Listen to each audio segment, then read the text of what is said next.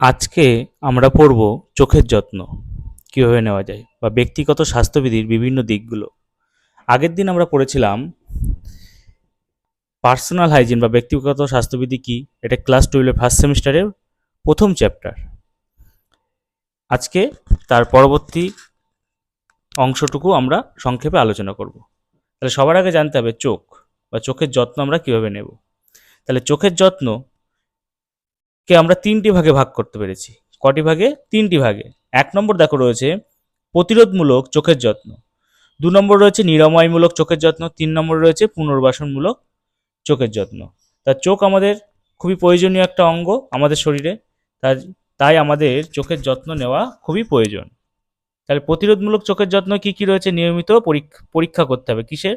চোখের পরীক্ষা করতে হবে এবং চশমা ব্যবহার করতে হবে। 2 নম্বরে রয়েছে নিরাময়মূলক চোখের যত্ন। দেখো, নিরাময়মূলক চোখের যত্ন তো ধারাবাহিক চিকিৎসকের সাহায্য নিতে হবে এবং ওষুধ সেবন করতে হবে। খুবই ইম্পর্টেন্ট দুটো পয়েন্ট। নেক্সট রয়েছে দেখো পুনর্বাসনমূলক চোখের যত্ন। পুনর্বাসনমূলক চোখের যত্ন মানে হচ্ছে চোখের সমস্যা সমাধানের চেষ্টা করা বা তার পরিবর্তে কি করা যেতে পারে যদি সমস্যা হয়। যেরকম 1 নম্বরে দেখো পেডিয়াট্রিক আই কেয়ার, এর শিশুদের দৃষ্টি বিকাশ করে। তাহলে কি করে? এটা শিশুদের দৃষ্টি বিকাশ করছে। 2 নম্বরে রয়েছে প্রাপ্তবয়স্কদের চোখের যত্ন, প্রতিরোধমূলক ব্যবস্থা, এগুলো ব্যবস্থা করতে হবে। এগুলো তোমরা পড়ে নেবে। এরপরে চোখের যত্নের বিভিন্ন পদ্ধতি কীভাবে করতে হবে। তাহলে আমাদের প্রথমেই চোখটাকে জল দিয়ে পরিষ্কার করতে। আমরা সবসময় আগে বলি যে চোখে কোনো সমস্যা হলেই চোখে জল দিয়ে পরিষ্কার করো বা ঠান্ডা জল দিয়ে পরিষ্কার করো। তাহলে দিনে 3 থেকে 4 বার বা 5 বার অন্তপক্ষে আমাদের জল দিয়ে পরিষ্কার করা উচিত। চোখে ময়লা ধুলো পড়লে সেটাতে চোখে ডলাডলি না করে পরিষ্কার কাপড় বা জল দিয়ে ধোয়া উচিত। 2 নম্বর পয়েন্টে রয়েছে। রাতে আমরা যখন বই পড়ি রাত্রে, তাহলে 3 নম্বর পয়েন্টে রয়েছে দেখো রাত্রে বই পড়া। এই বই পড়ার সময় কী হবে? আলোটা যাতে সঠিকভাবে পড়ে, মানে আলোটা চোখের সামনে থেকে আসলে আমরা দেখতে সমস্যা হবে বা চোখের সমস্যা হবে। তাহলে কি করতে হবে? আলোটা হয় ওপর থেকে পড়বে, না হয় পিছন থেকে পড়বে আমাদের। তাহলে কি হবে? দেখতে সুবিধা হবে আমাদের এবং চোখে কোনো এতে ক্ষতি হবে না। তারপরে চোখ হতে অন্তত 2 ফুট দূরে রেখে পড়াশোনা করা আছে। মানে 2 ফুট নয়, সরি, এটা 1 ফুট দূরে লেখা আছে। 1 ফুট দূরে। তুমি একদম কাছে নিয়ে গিয়ে পড়বে না, একদম দূরে নিয়ে গিয়ে পড়বে না। তবে টিভির পর্দায় নিয়ে বেশিক্ষণ তাকিয়ে থাকা যাবে না। ধোঁয়া, যেখানে ক্ষতিকারক ধোঁয়া সেখানে থাকা যাবে না। এই কয়েকগুলো পয়েন্ট আছে, তোমরা সব একবার করে পড়ে নেবে। এখান থেকে শুধু পয়েন্টগুলো তুলে দিতে পারে। তারপরে খাওয়া দাওয়ার মধ্যে চোখের দৃষ্টিশক্তি যাতে দুধ, ঘি, মাছ, মাংস এগুলো ভালো খেতে হবে। শিশুদের কোনোরূপ বিপদ না হয় সেদিকে সর্বদা আমাদের কেয়ার রাখতে হবে বা সচেতন হতে হবে। এরপরে দেখো আরেকটা পয়েন্ট দিয়েছে ড্রাই আইস। এটা চোখের সমস্যা। তা ড্রাই আইসটা কি? দেখো তোমরা এই ছবিতেই দেখতে পাচ্ছ চোখটা লাল হয়ে গেছে এবং তার সাথে সাথে কি এই ড্রাই আইস কথাটার মধ্যেই রয়েছে দেখো শুকনো, মানে চোখের মধ্যে যে জল আমাদের একটা তরল পিচ্ছিল পদার্থ থাকে সেই পদার্থটা কমে যায় বা শুকিয়ে যায়। কখন শুকিয়ে যায়? অনেক সময় ইনফেকশনের মাধ্যমে শুকিয়ে যেতে পারে। তাহলে এই যে পয়েন্টগুলো দেখো, এর উপসর্গ কি? চোখে চুলকানি হবে, জ্বালা হবে, যন্ত্রণা হবে। আমরা দেখেছি চোখ লাল হয়ে গেলে এগুলো হয়। ঘুম আসে না, দৃষ্টিতে ঝাপসা হয়ে যায়। এ দেখো দেওয়া রয়েছে দিনভর ঝিমুনি লাগবে। এটা আলোর সংবেদনশীলতা, আলো পড়লে চোখে সমস্যা হবে। এর কারণ কি? চোখের অশ্রুর এই যে ল্যাক্রিমাল গ্রন্থি থেকে যে আমাদের অশ্রুটা তৈরি হয়, সেই অশ্রুটা কি হচ্ছে? আমাদের নির্গত করতে সমস্যা হচ্ছে কোনো কারণে, সেই সমস্যার কারণে এটা সমস্যা হয়। তারপরে দেখো রয়েছে এই ল্যাক্রিমাল গ্রন্থিতেই 3টে পয়েন্ট দিয়ে দিয়েছে, একটু পড়বে। ঘুমের সমস্যার কারণে হতে পারে, ঘুম কম হওয়া। আমাদের অনেক সময় দেখেছি কম ঘুম হলে চোখটা লাল হয়ে থাকে। আচ্ছা, নেক্সট পয়েন্ট রয়েছে চোখের সুরক্ষা পদ্ধতি। তাহলে চোখের সুরক্ষা পদ্ধতি আমরা সবার আগেই জানি কি? চোখকে সানগ্লাস দিতে হবে। মানে সানগ্লাস পরে যদি আমরা কোনো জায়গায় যাই, ধুলোবালি আমাদের চোখে সোজাসুজি বা ডাইরেক্টলি ভাবে আসবে না।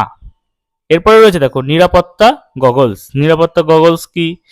অনেক সময় কিছু কিছু কাজ হয়, যেমন ওয়েল্ডিংয়ের কাজ, কোনো জায়গায় লোহার কাজ, লোহা কাটাকাটির কাজ, কয়লা খনির কাজ।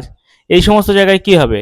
যে সমস্ত গগলসগুলো ব্যবহার করা সেগুলো একটু শক্ত ম্যাটেরিয়াল দিয়ে তৈরি করা হয়, যাতে যাতে কোনো কিছু এসে লাগলে ভেঙে না যায় বা চোখে কোনো কিছু না যায়। এইটাই হচ্ছে নিরাপত্তা গগলস। তারপরে ফেক্স মাস্ক ব্যবহার করতে হবে। ডিজিটাল সুরক্ষা, কি কি যে সমস্ত আলোগুলো আমাদের সমস্যা হয়, যেরকম নীল আলো ফিল্টারিং করতে হবে, প্রথম পয়েন্ট দিয়ে দিয়েছে।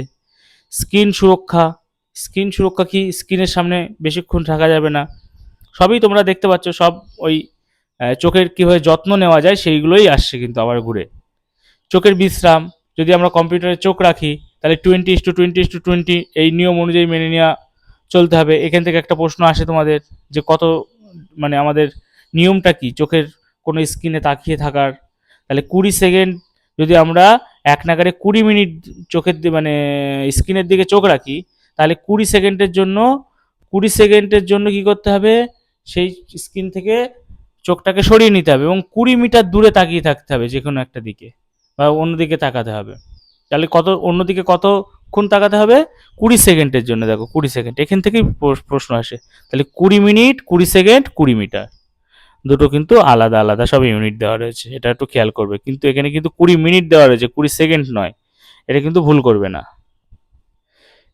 এরপরে দেখো আবার এই একই পয়েন্ট দিয়েছে 9 নম্বরে, দেখো এরপরে রয়েছে দেখো চোখের স্বাস্থ্যবিধি।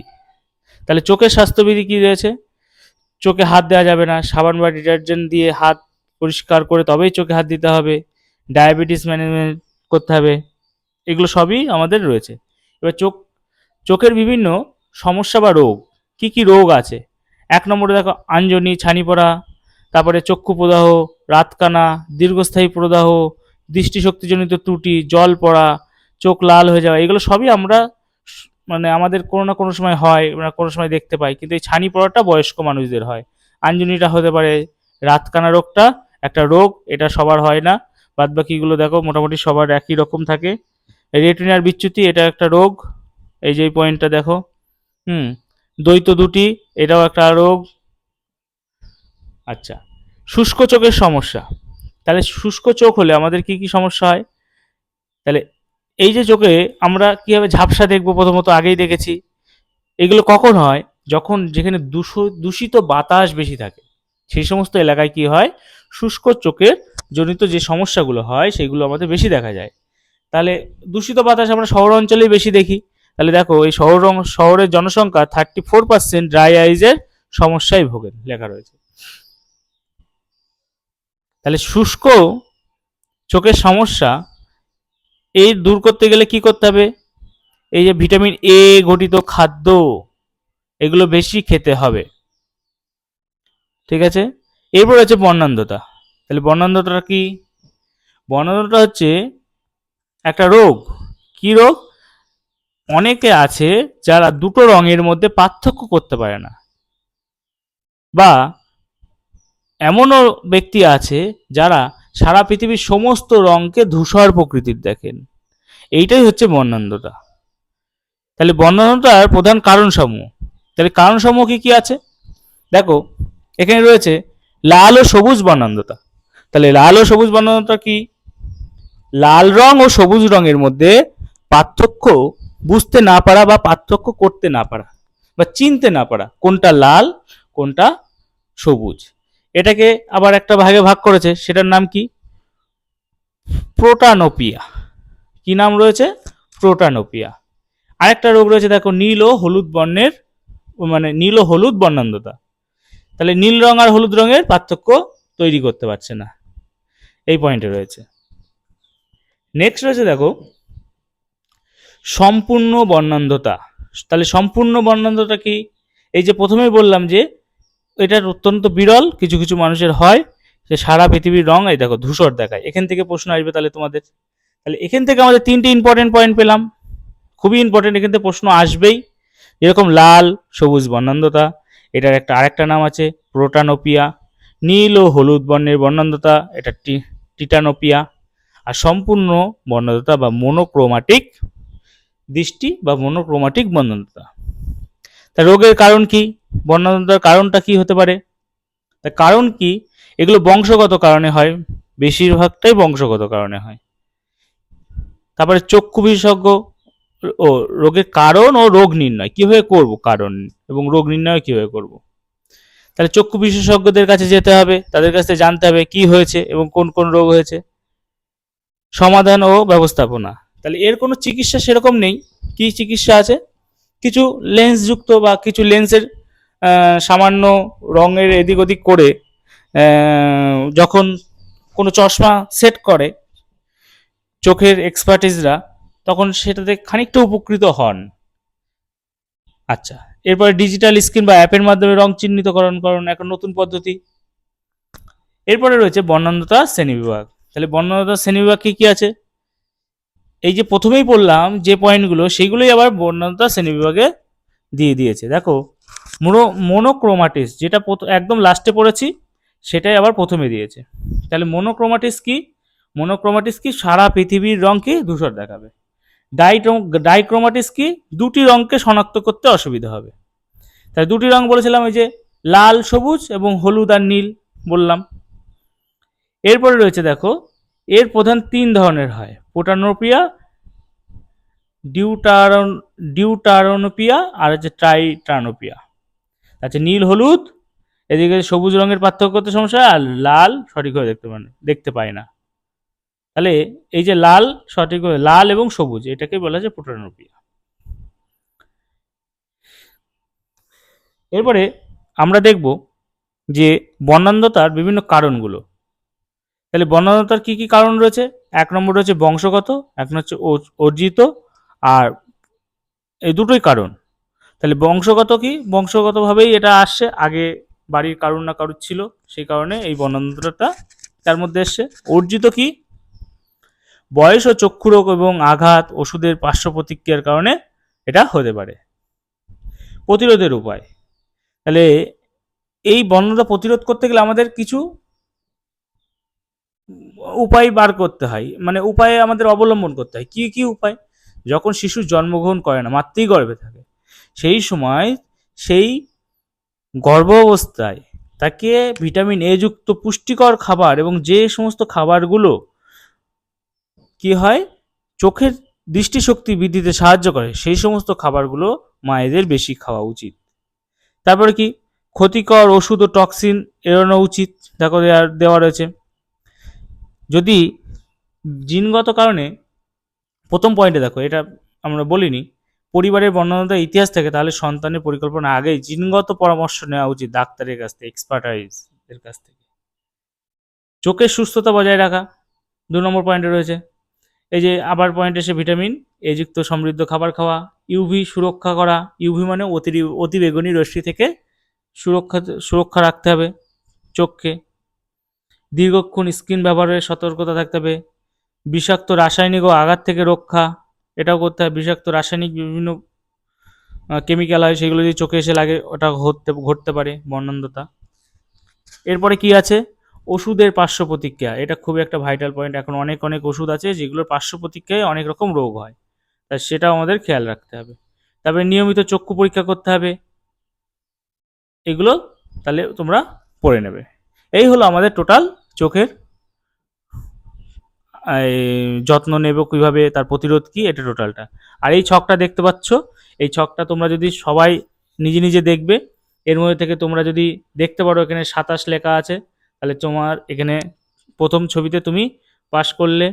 তারপরে দেখো এখানে রয়েছে 74, এটা যদি তোমরা বুঝতে পারো, এটা একটা চার্ট, এটা ডাক্তারদের কাছে থাকে, তুমি এটা থেকেই বুঝতে পারবে তোমার বর্ণনা আছে কি নেই। তারপরে দেখো এখানে 6 রয়েছে, এখানে 42 রয়েছে। এরপরে দেখো এখানে একটা রয়েছে, এটা সঠিক আমি বুঝতে পারছি না, এটা নীল রং দিয়ে কিছু করা আছে, লেখাটা বুঝতে পারছি না। আচ্ছা, তারপরে দেখো এখানে 8 করা রয়েছে, আর এখানে বিভিন্ন রকম আঁকা বাঁকা করা রয়েছে। এখানে 5 আছে, এটা 74 আছে, এখানে 29 আছে, এগুলো দেখে নেবে। এটা ভালো আসেনি ছবিটা, এইরকমভাবে আছে কিছু একটা। এটা 28 আছে, এটা 5 আছে, এটা 12 আছে, এটা সম্ভবত দেখা যাচ্ছে না, এটাও পিডিএফটাই ভালো আসেনি। তোমরা পিডিএফ বই থেকে দেখলে বুঝতে পারবে। এটাতে খুব একটা ভালো আসেনি ছবিটা পিডিএফে, তবে পিডিএফ দেখলে তোমরা এটা বুঝতে পারবে। আচ্ছা, এগুলো দেখে নেবে। এরপর আছে দাঁতের যত্ন। দাঁতের যত্ন কী হবে? প্রথম হচ্ছে দাঁতের বিভিন্ন রোগগুলো কি কি হয়। এক হচ্ছে দন্তক্ষয় হয়, পাইরিয়া হয়, নিঃশ্বাসে দুর্গন্ধ হয়, মাড়ি ফুলে যায় আমাদের অনেক সময়। তারপরে কি হয়, এই কয়েকটা 7টা রয়েছে, 7টা রোগ দেওয়া রয়েছে, এগুলো পড়ে নেবে। তাহলে দন্তক্ষয়টা কি? দাঁতের মাড়ি ক্ষয়ে যাওয়া, দাঁতের গোড়াটা ক্ষয়ে যাচ্ছে। পাইরিয়া মানে দাঁতের রক্ত বা পুজ সবসময় বের হয়। তারপরে নিঃশ্বাসে দুর্গন্ধ, এগুলো একটা রোগ। তার প্রতিরোধ কি? দাঁত ও মাড়ির যত্ন নিতে হবে, দাঁত ব্রাশ এবং সবসময় কি করতে হবে, ব্রাশ করতে হবে দিনে 2 বার, ফ্লাক্সিংয়ের মাধ্যমে বা প্লাঙ্ক ও টার্টারের মাধ্যমে পরিষ্কার করা, গাম ম্যাসেজ ব্যবহার করা, মাউথ ওয়াশ ব্যবহার করা, দাঁতের সংক্রমণ যাতে না হয় তার জন্য ধারণা ব্যবস্থা গ্রহণ করা। এরপর হচ্ছে দাঁতের যত্নের ধারণা। তাহলে কি করা উচিত? ফার্স্টে আমাদের কি করতে হবে, দাঁতে ব্রাশ করা উচিত। সঠিক পদ্ধতি কি? সঠিক পদ্ধতি সকালে ও রাতে দিন অন্তত 2 বার 3 মিনিট ব্রাশ করা উচিত। 2 থেকে 3 মিনিট, দেখেছো? তাহলে থেকে 2 থেকে 3 মিনিট। দাঁত ব্রাশের ধরন, নরম নরম ব্যবহার করতে হবে ব্রাশটা, যাতে মাড়ির ওপরে নিলে কোনো চাপ না পড়ে। তাহলে মাড়ির ওপরে 50% থাকবে মাড়ির ওপরে দাঁত ব্রাশটির, আর 50% থাকবে দাড়ির নিচে, 45 ডিগ্রি অ্যাঙ্গেলে ওপর থেকে নিচে। এবং এই দেখো এখানে ছবিটাই তোমরা দেখতে পাচ্ছ, ব্রাশটা ওপর থেকে এই নিচের দিকে আমাদের পরিষ্কার করতে হবে। এই যে ওপর থেকে নিচে, এখানেও দেখতে পাচ্ছ ওপর থেকে নিচে নেমেছে। আর এটা এটা এই দিকে করতে হবে ব্রাশটাকে, এটা ওপরের দিকে টেনে টেনে বের করতে হবে নোংরা। আর মাড়ির দাঁতগুলো কি করতে হবে, দেখো ছবিতে ওপরটা বুলিয়ে বুলিয়ে, এরকম বুলিয়ে বুলিয়ে বুলিয়ে বুলিয়ে পরিষ্কার করতে হবে। ঠিক আছে? এইভাবে দাঁত পরিষ্কার করতে হবে। তারপরে দেখো দাঁত ফ্লান্সিং। ফ্লান্সিং হচ্ছে ওই দাঁতের মাঝখানে যদি দাঁতের মধ্যে যদি জমে থাকা খাবার থাকে, তাহলে সেটা সরু সুতোতে ডাক্তারের কাছ থেকে গেলে সেটা আস্তে আস্তে বের করে দেয়। খাবার পদ্ধতি কি কি? খাবার পদ্ধতি, আচ্ছা 3 নম্বর পয়েন্ট রয়েছে ডেন্টাল চেক আপ। তাহলে তোমাদের ডেন্টাল চেক আপেও যেতে হবে নিয়মিত। তারপরে খাবার পদ্ধতি কি? চিনি জাতীয় খাবার কম ব্যবহার করতে হবে। যদি খাবার তোমরা চিনি জাতীয় খাও তাহলে ভালো করে মুখটাকে ধুতে হবে, কুচু করে ফেলতে হবে। হ্যাঁ, চিনি জাতীয় খাবার, বহু ধরনের খাবার আছে পুষ্টিকর খাবার, সেই সমস্ত খাবারগুলো খেতে হবে যেগুলো দাঁত গঠনে সাহায্য করছে, যেরকম ফল, শাকসবজি, দুধ, এগুলো আমাদের সাহায্য করে। মাড়ির যত্ন, মাড়িকে পরিষ্কার রাখতে হবে। এই যে ধূমপান, ভেরি ভেরি ইম্পর্টেন্ট পয়েন্ট এইটা। আর মাদকজাত দ্রব্য, এই মাদকজাত দ্রব্য এবং ধূমপান এটা কম করতে হবে বা এটা অ্যাভয়েড করতে হবে সম্পূর্ণভাবে। তারপরে কি করতে হবে, দাঁতের সুরক্ষার জন্য দুর্ঘটনার কারণে যদি কোনো ক্ষয় হয় বা খেলাধুলার সময় সেফটি গিয়ার ব্যবহার করতে হবে।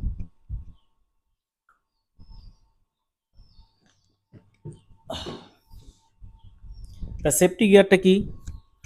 যে দাঁত অনেক খেলা যেরকম বক্সিং খেলার সময় দাঁতের একটা প্রোটেক্টর পাওয়া যায়, ওটা লাগিয়ে তবে নামে, কারণ যখন একটা পাঞ্চ এসে মুখে লাগবে দাঁতটা ভেঙে যেতে পারে সোজাসুজি। এরপর হচ্ছে দাঁতের যত্ন। দাঁতের যত্ন নেওয়ার জন্য কি হয়, অ্যাসিডের প্রভাব। তাহলে দাঁতের উপর জমে থাকে তখন ব্যাকটেরিয়া প্ল্যাঙ্কের মধ্যে শর্করা, চিনি ব্যবহারের ফলে ল্যাকটিক অ্যাসিড তৈরি করে। তাহলে কি হয়, এই চিনি জাতীয় খাওয়ার ফলে কি হয়, মুখে একটা ল্যাকটিক অ্যাসিড তৈরি হয়। এই ল্যাকটিক অ্যাসিড দাঁতে কি করে, আস্তে আস্তে ক্ষয় করে। ফ্লুরিনের ভূমিকা ভেরি ভেরি ইম্পর্টেন্ট। দাঁতের এনামেলকে শক্ত করতে এই ফ্লুরিন আমাদের এনামেলকে কি করে, আস্তে আস্তে দন্ত ক্ষয় তৈরি করে।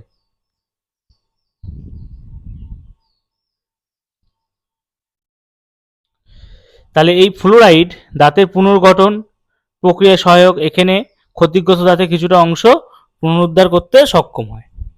এরপরে পরপর এগুলো পড়ে নেবে, এখানে বেশি একটা ইম্পর্টেন্ট নেই। এরপরে আমরা ইম্পর্টেন্টে আসবো, কোন জায়গাটা দেখাচ্ছি তোমাদেরকে।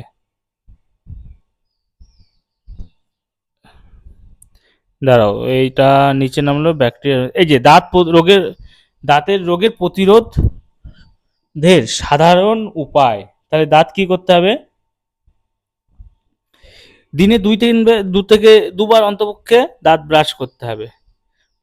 ফ্লান্সিং ব্যবহার করতে হবে, মানে দাঁতে জমে থাকলে সেই খাবারগুলো পরিষ্কার করতে ফ্লস ব্যবহার করতে হবে। ফ্লস একটা সরু সুতোর মতন অংশ থাকে, সেটা ডাক্তারদের কাছে পাওয়া যায়, সেটা দিয়ে পরিষ্কার করতে হবে। এরপরে কি করতে হবে, মুখ পরিষ্কার পরিষ্কার রাখতে হবে সবসময়। অ্যান্টিসেপটিক মাউথ ওয়াশ ব্যবহার করতে হবে। এরপরে রয়েছে পর্যাপ্ত জল পান করতে হবে, চিনি ও শর্করা কমানো উচিত, এগুলো সবই আগে বলে এসেছি। রুট ক্যানেল থেরাপি, যদি দাঁতের মধ্যে আমাদের গর্ত হয়ে যায় তখন রুট ক্যানেল থেরাপির মাধ্যমে জীবাণু পরিষ্কার করে শিকড় অপসারণ প্রক্রিয়াকে বলা হয় রুট ক্যানেল থেরাপি। তাহলে সেই রুট ক্যানেল থেরাপি ওই যে দাঁতের মধ্যে যখন গর্ত হয়ে যায় ওখান থেকে পরিষ্কার করে ফার্স্টে ডাক্তাররা, ড্রিল করে ওটা পরিষ্কার করে নিয়ে ভিতর থেকে ওই দাঁতের গোড়ায় যে আমাদের নার্ভ থাকে সেটাকে সতেজ করার প্রক্রিয়াকে বলা হয় যে রুট ক্যানেল থেরাপি।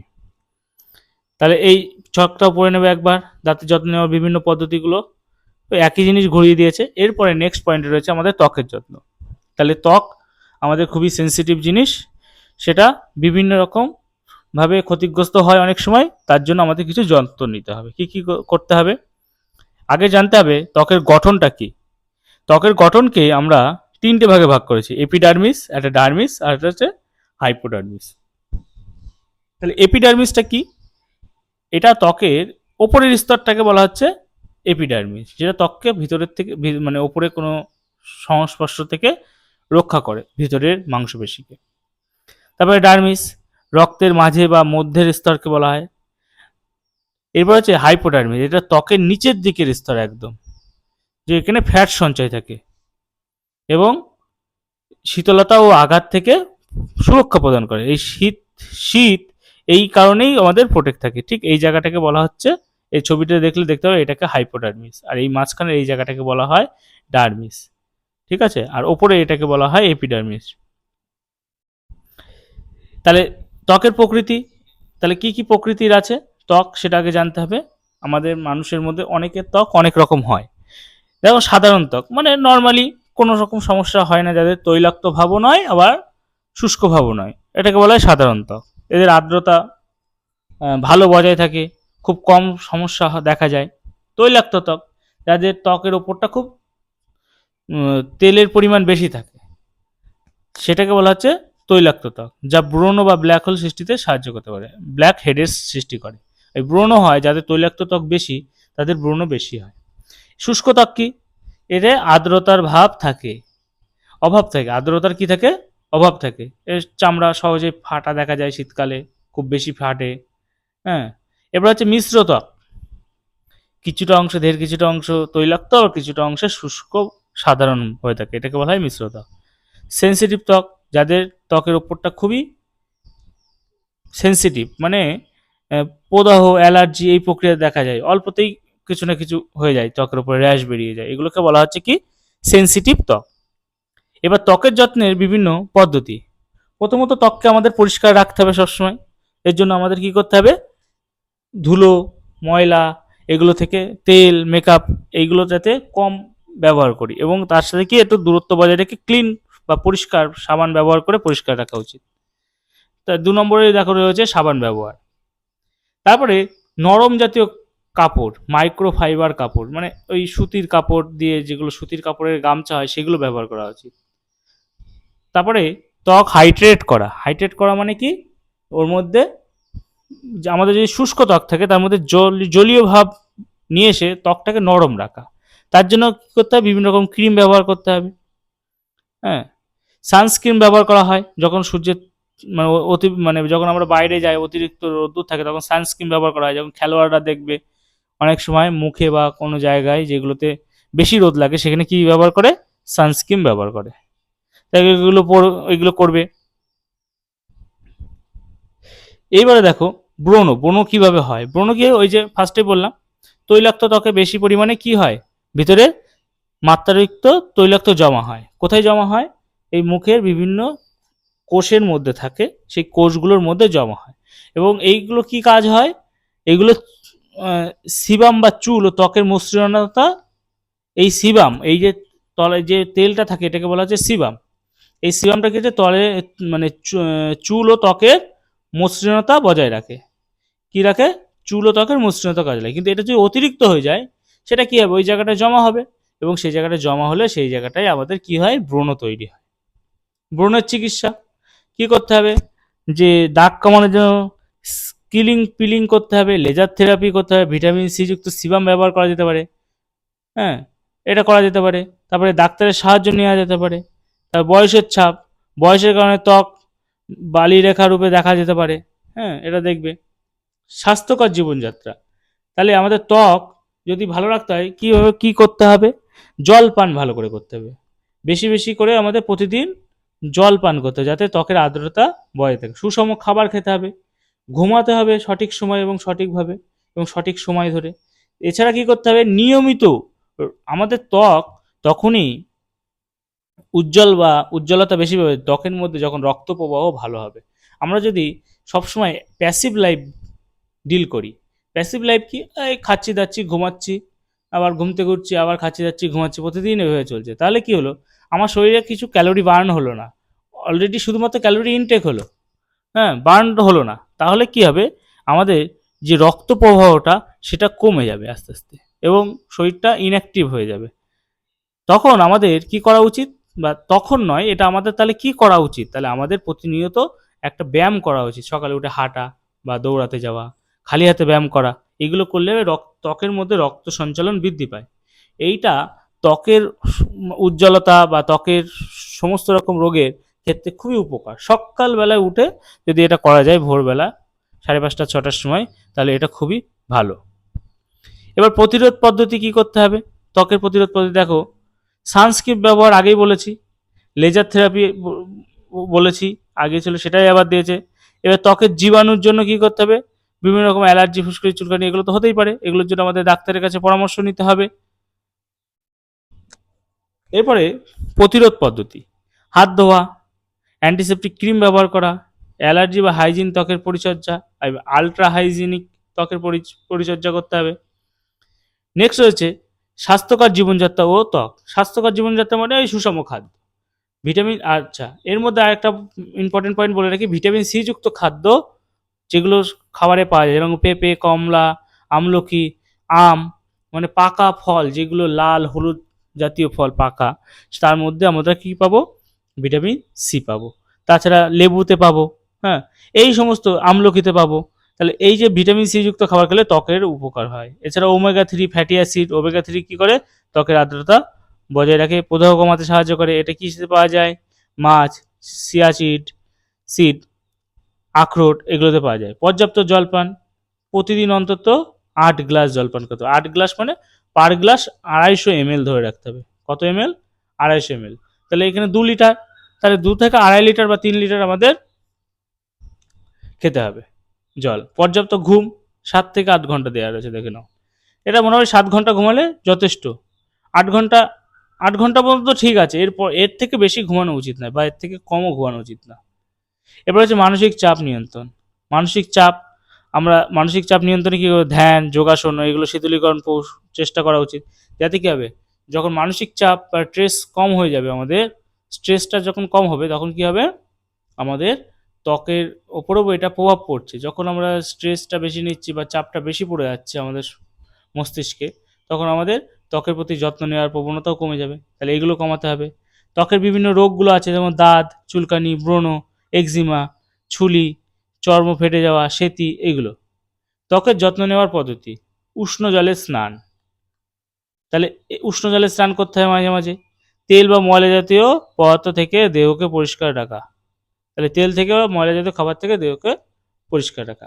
কিন্তু আগেও পড়েছি, এই 8টা পয়েন্ট তোমরা একবার দেখে নেবে, আমি আর বললাম না নতুন করে। এরপরে আমাদের পয়েন্ট রয়েছে কানের যত্ন। তাহলে এটাই আমাদের এই চ্যাপ্টারের লাস্ট হাইজিনের মধ্যে পড়ছে, সেটা হচ্ছে কানের যত্ন। কানের যত্ন কি, তাই কান আমাদের খুবই গুরুত্বপূর্ণ একটি অঙ্গ। তাহলে এই কানের গুরুত্বপূর্ণ অঙ্গের মধ্যে আমরা কী করতে, শক্ত কর্ণমল রয়েছে, অধিক পরিমাণে জমলে বা ময়লা জন্মে। এই কর্ণমল মানে কি, এই কানের মধ্যে অধিক পরিমাণে ময়লা জমা, এটা যদি জমে তাহলে কি হবে, তাহলে কানের শ্রবণ শক্তি কমাতে সাহায্য হতে পারে। কানে পুঁজ জমা, কানের মধ্যে পুঁজ জমতে পারে, সেটাতে সমস্যা হবে। এরপরে দেখা রয়েছে কানের পর্দা ফেটে যাওয়া। তাহলে কানের পর্দা ফেটে যাওয়া, কানের পর্দা ফেটে গেলে কি হবে, শোষযুক্ত শব্দ হবে। কি হবে, শোষ শব্দ হবে। এরপরে আমাদের রয়েছে দেখো কানের যত্নের বিভিন্ন নিয়মগুলি। তাহলে কি কি নিয়ম রয়েছে, স্নান করতে হবে নিয়মিত, এবং স্নান করার সময় যাতে কানের মধ্যে জল না ঢোকে সেদিকে খেয়াল রাখতে হবে। কান পরিষ্কার করা উচিত, ডাক্তারের সাহায্য নিয়ে অবশ্যই। যানবাহন বা শব্দ জাতি, মানে বিকট শব্দ যেখানে হচ্ছে সেই জায়গাটা পরিত্যাগ করা উচিত, মানে সেই জায়গা থেকে চলে আসা উচিত। কানে ঠান্ডা লাগানো উচিত নয় অতিরিক্ত। অন্তঃকর্ণ কি করছে? মানুষের অন্তঃকর্ণ দেহের ভারসাম্য বজায় রাখে, তাই কানের কোনো সমস্যা চিকিৎসকের পরামর্শ নেওয়া সবার আগে প্রয়োজন। তাহলে কানের যত্ন নেওয়ার উপায় পরের পয়েন্টে রয়েছে, দেখো। কান পরিষ্কার রাখতে হবে, ইয়ারফোন বা হেডফোন ব্যবহার কম করতে হবে, জল থেকে সুরক্ষা করতে হবে, তারপরে কান খোঁচানো এড়িয়ে চলতে হবে, ডাক্তারের পরামর্শ নিতে হবে, কানের এই যে মোম বা কর্ণমল পরিষ্কার করতে হবে মাঝে মাঝে। হ্যাঁ, এরপরে হচ্ছে কানের গঠন প্রক্রিয়া। কানকে 3টে ভাগে ভাগ করা হয়, একটা হচ্ছে বহিকর্ণ, একটা মধ্যকর্ণ, একটা হচ্ছে অন্তঃকর্ণ। বহিকর্ণ কি করে? শব্দধ্বনিকে গ্রহণ করে কানের ভেতরে প্রবেশ করায়। এরপরে কি করে? মধ্যকর্ণ শব্দ তরঙ্গকে কম্পনে রূপান্তরিত করে। আর লাস্ট রয়েছে অন্তঃকর্ণ, কানের স্নায়বিক সংকেতকে রূপায়িত করে মস্তিষ্কে পাঠায়। এরপরে কানের যত্নের প্রয়োজনীয়তা। কেন প্রয়োজন? কারণ আমরা যদি শুনতে না পাই, প্রথমত শুনতে না পেলে আমরা কোনো কিছুই আমরা বুঝতে পারবো না যে কে কি বলছে পাশ থেকে। তাহলে শ্রবণ শক্তি রক্ষা, সংক্রামক প্রতিরোধ করতে হবে, ভারসাম্য বজায় থাকে কানটা কি করে? আমাদের শরীরে ভারসাম্য বজায় রাখে। তাহলে কানের সাধারণ রোগগুলো কি কি হয়? 3টি অংশে হয়, বহিকর্ণে হয়, মধ্যকর্ণে হয়, অন্তঃকর্ণে হয়। বহিকর্ণের রোগ কি? তাহলে বহিকর্ণের রোগ আইটোসিস এক্সটার্না। তাহলে আইটোসিস এক্সটার্না এটা কোথায় হয়? বাইরের দিকে হয়। এটা কর্ণের সংক্রমণ, সাধারণত ব্যাকটেরিয়া বা ছত্রাক গঠিত হয়। কানের চারপাশে লালচে ভাব হয়ে যায়, ব্যথা, চুলকানি, পুঁজ, তরল নির্গত হয়। বিশেষ করে সাঁতার কাটলে, বেশি সাঁতার কাটার সময় কান শুকিয়ে কাটার বলেছে, সাঁতার কাটার পরে কান শুকিয়ে নিতে হবে। শুকিয়ে নিতে হবে মানে কানটাকে পরিষ্কার করে শুকনো করতে হবে, না হলে কি হবে? কানের মধ্যে জল জমে আমাদের সমস্যা হবে। এরপর হচ্ছে মধ্যকর্ণের রোগ। মধ্যকর্ণের রোগটা কি? ওটাইসিস মিডিয়া। এর লক্ষণ কি? দেখো, কানে ব্যথা, কানে কম শুনতে পাওয়া, জ্বর, মাথা ঘোরা, কানে পুঁজ জমা। প্রতিরোধমূলক ব্যবস্থা, ঠান্ডা জ্বর হলে চিকিৎসকের পরামর্শে ধুলো বালিযুক্ত পরিবেশে এড়িয়ে চলা উচিত। এরপর হচ্ছে কানের ছিদ্রের পর্দার ছিদ্র। হ্যাঁ, তাহলে কানের পর্দার ছিদ্র কি রয়েছে লক্ষণ? হঠাৎ করে কানে ব্যথা বেড়ে যাওয়া, শোষ শব্দ শোনা, পুঁজ জমা, এগুলো আগেও বলেছি। কানের পর্দা ছিঁড়ে গেলে বা ফুটো হয়ে গেলে এগুলো হয়। হ্যাঁ, প্রতিরোধমূলক ব্যবস্থা কি? কানের ভেতরে কিছু ঢোকার পরে বিরত থাকবে। তারপরে উচ্চ শব্দ সরাসরি এড়িয়ে চলতে হবে। অন্তঃকর্ণের রোগ। অন্তঃকর্ণের রোগ কি রয়েছে? টিটেনাস। টিটেনাস কি? কানে ক্রমাগত শব্দ শোনা। তাহলে ক্রমাগতভাবে একই রকম শব্দ শুনছে, মানসিক চাপ বৃদ্ধি পাচ্ছে। প্রতিরোধমূলক ব্যবস্থা কি রয়েছে? দীর্ঘ সময় উচ্চ শব্দযুক্ত পরিবেশ এড়িয়ে চলা। তারপরে রয়েছে দেখো মেনিয়ার রোগ।